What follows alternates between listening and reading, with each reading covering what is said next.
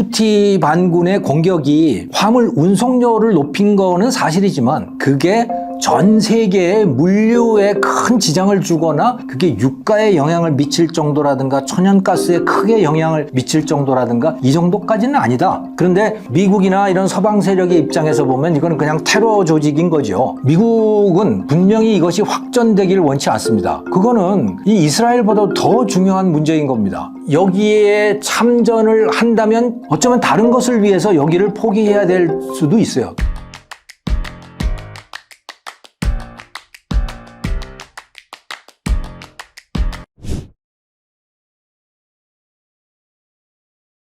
후티 반군이라고 하는 예멘의 군사 세력이 홍해 지역을 통과하는 선박들, 유조선, 또 화물선, 컨테이너선 이런 것들을 공격을 한 거예요. 근데 사실은 여기가 일종의 초크 포인트입니다. 영어로 하면 초크 포인트고 우리나라로 하면 급소 지역 정도라고 할 수 있을까요? 전 세계적으로 보면 8개 정도의 초크 포인트가 있는데 그중에 지금 문제가 되고 있는 이 만다부 지역이라고 하는데 여기가 있고 또 이 아시아 지역에서는 말라카 해협이 있고 스웨즈우나 파나마우나 뭐 여러 군데 이런 아주 좁은 지역 반드시 여기를 통과해야만 하는 지역들이 있는 거죠. 지금 문제가 되는 것도 여기입니다. 지중해에서부터 배를 타고 이 아라비아해로 나와서 아시아로 가려고 하면 스웨즈 운하를 통과하게 되거든요. 그리고 그 홍해를 지나서 이 만다부 해협이라고 하는 여기를 통과를 해야 되는데 후티 반군이 바로 이 지역을 장악을 하고 있는 거예요. 그래서 이 지역을 통과하는 배들을 공격을 하고 그러니까 뭐 이제 겁이 나니까 어떡하겠어요. 여기를 피해서 돌아가야 되는 거죠. 그래서 돌아가려고 하니까 어디냐? 예를 들어 암스테르담에서부터 출발을 했으면 암스테르담부터 시작해가지고 쭉 아프리카 동쪽을 돌아서 희망봉을 돌아서 그 아프리카를 쭉 돌아서 나와야 되는 이 지도에서 보시는 이런 경로를 가야 되거든요. 보통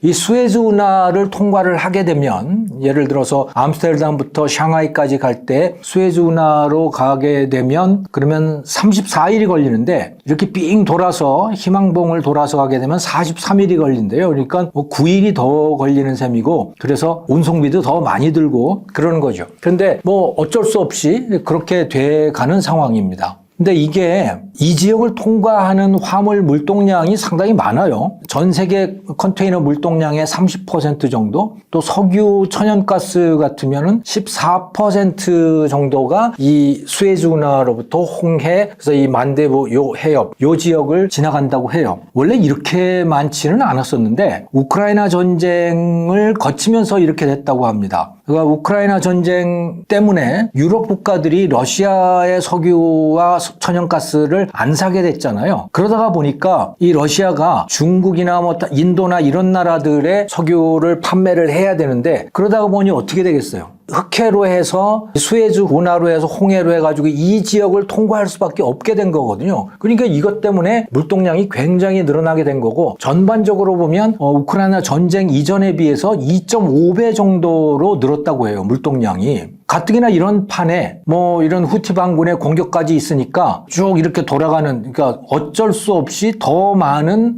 운송비를 감수하고라도 돌아갈 수밖에 없는 그런 상황이 된 거죠.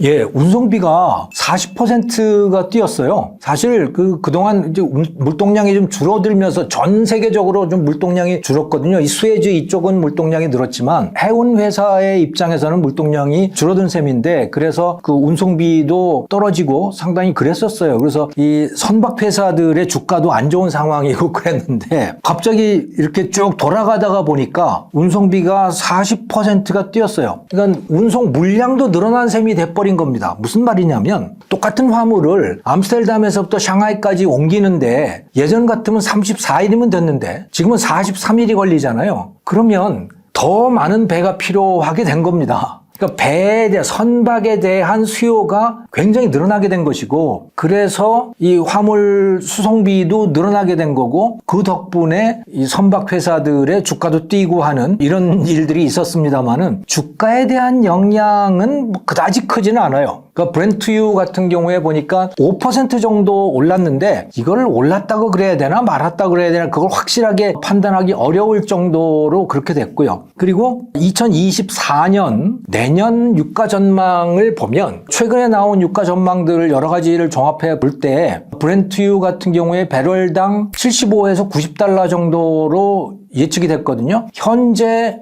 배럴당 얼마냐면 80달러 수준이에요. 그러니까 오히려 더 떨어질 수도 있겠다 또는 올라도 약간 오를지도 모르겠다라고 하는 정도인 거죠. 사실 그래서 이것이 이번 후티 반군의 공격이 화물 운송료를 높인 거는 사실이지만 그게 전 세계의 물류에 큰 지장을 주거나 그럴 정도까지는 아니다라고 예측이 되고 있는 것이죠. 특히 유가 같은 경우에는 사실 지금 유가가 오르기를 높이기를 제일 원하는 나라가 사우디아라비아 같은 나라입니다. 사우디아라비아는 사실은 절실해요. 언제 석유 시대가 끝날지 알 수가 없기 때문에 그 이전에 네옴시티라든가 이런 프로젝트들을 다 맞춰야 되는 상황인 거죠. 원전도 만들어야 되고 그래서 돈이 많이 필요한데 그러자면 유가가 높아져야 되잖아요. 그래서 유가를 높이려고 하는데 자기들이 감산도 하는 거예요. 생산량도 줄이고 그러는데 이게 잘 안 돼요. 시장이 그렇게 잘 받쳐주질 않는다고. 자기들이 줄인다고 해서 되지가 않는 거예요. 그 이유가 뭐냐면 미국이라고 하는 변수가 굉장히 강력한 변수가 생긴 겁니다. 미국이라는 나라가 예전 같으면 석유 수입국이었잖아요. 그런데 셰일가스가 나오면서 2010년대 중반 이후부터 해가지고 셰일가스가 굉장히 많이 나오면서 세계 최대의 산유국이 됐죠. 그리고 이 미국의 셰일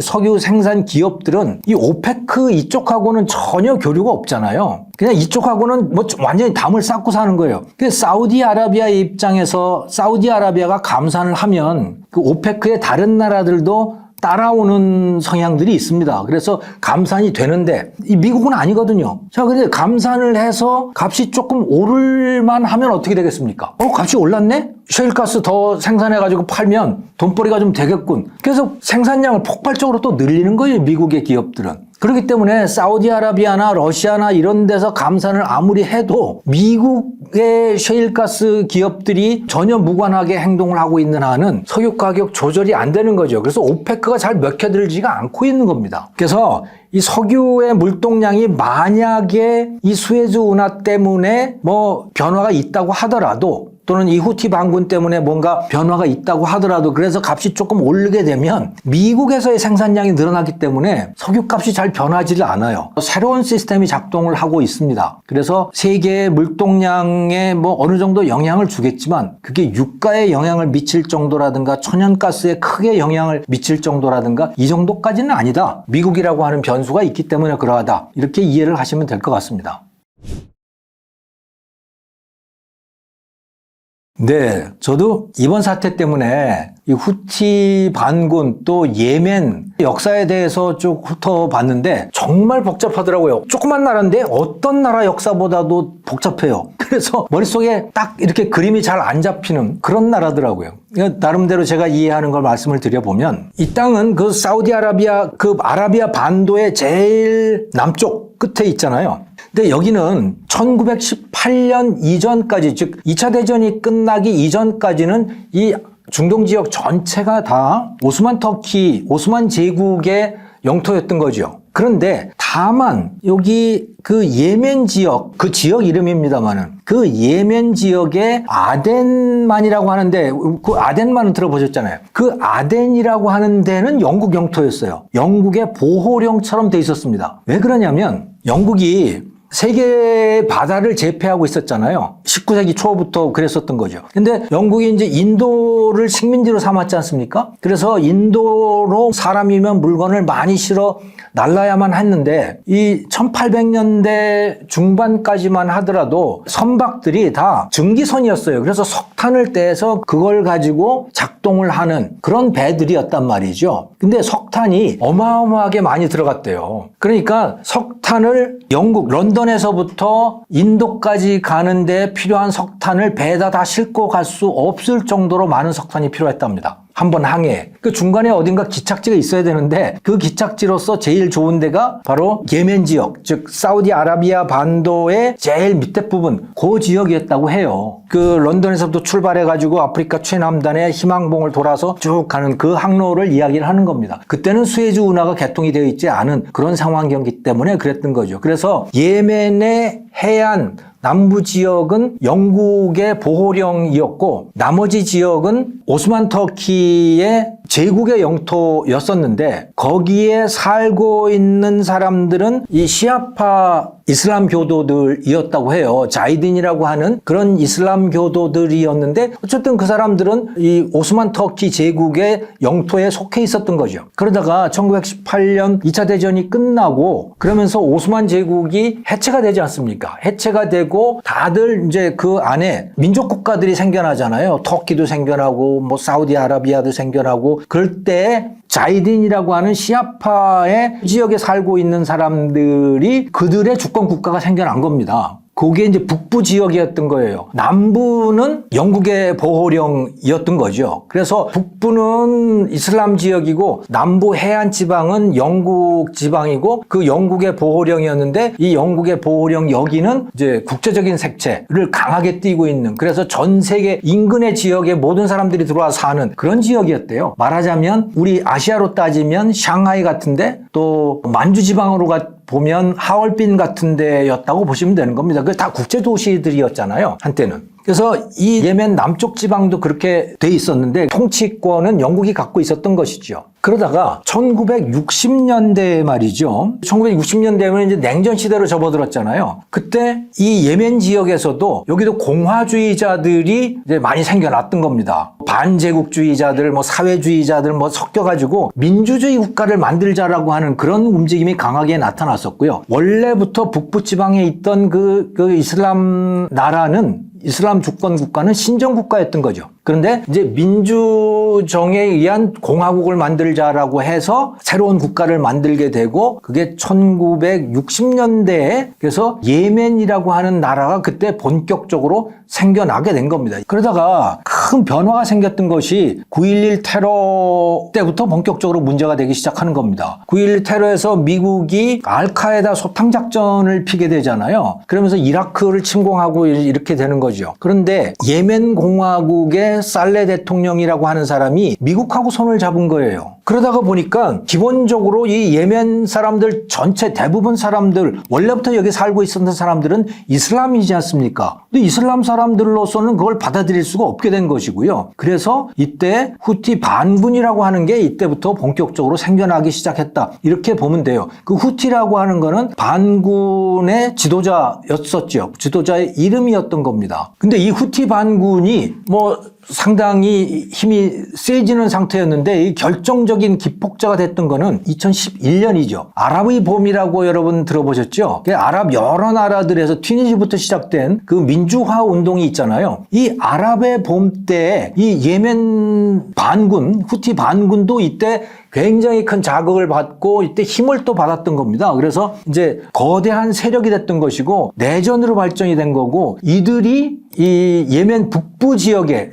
지도로에 보시면 나와 있는 이쪽 지역 일대를 다 장악을 하게 돼요. 그 장악한 지역 중엔 원래 수도도 거기에 들어가게 됩니다. 그러니까 이게 단순히 뭐 반군 정도가 아니고 사실은 거대한 세력, 하나의 국가가 된 것이죠. 예멘 정부군은 또 따로 존재하고 있기 때문에 여전히 반군이라고 불리는 것이지만 사실은 나라예요. 사실은 나라인 것이고 사실 원래부터 그러니까 1918년 이전부터 존재하던 바로 그 이슬람 세력이라고 보시면 되는 겁니다. 그들이 국가의 형태를 이제 갖추게 되었다. 이렇게 보시면 되는데 이렇게 세지다가 보니까 이 사람들이 시아파라 그랬잖아요. 시아파입니다. 시아파가 이 세력이 강해지는 것을 특히 아라비아 반도에서 강해지는 것을 절대로 원치 않는 세력이 바로 사우디아라비아거든요. 사우디아라비아는 수니파인 것이고요. 그래서 사우디아라비아가 이들을 예멘 정부군을 도와서 이 반군을 소탕하기를 원하는데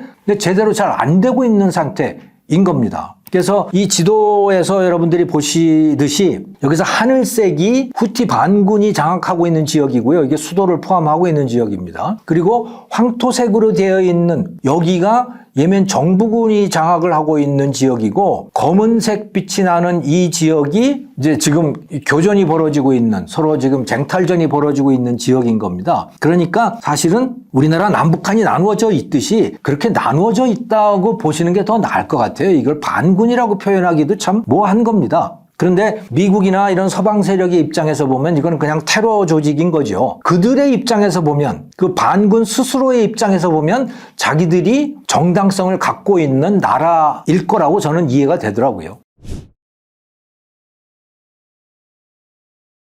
미국이든 나토가든 간에 다 난감할 거예요. 이걸 도대체 어떻게 하지? 그런데 큰 그림을 보면 미국은 분명히 이것이 확전되기를 원치 않습니다. 여기에서 전쟁이 확전이 되게 되면 그럼 중국이 문제가 되는 거예요. 중국, 타이완, 남중국해 이런 데가 문제가 되는 거죠. 그거는 이 이스라엘보다 더 중요한 문제인 겁니다. 이스라엘의 문제는 어떻게 생각해 보면 뭐 약간 종교적인 색채도 있는 것이고, 그래서 이게 지정학적인 문제라기보다는 뭐 조금 도덕적인 문제나 뭐 이런 거하고도 저는 관련이 있다고 봐요. 특히 이 공화당 입장이라든가 이런 입장에서 보면 그러한데, 근데 이 중국 주변의 문제, 아시아, 태평양 이 지역의 문제는 특히 최소한 바이든 정부의 입장에서 보면 이거는 미국의 사활이 걸린 문제입니다. 만약에 중국이 타이완을 점령을 하고 또 남중국해를 완전히 장악을 하게 된다면, 그래서 미국의 배라든가 일본의 배가 말라카 해협 또 이 중동에서부터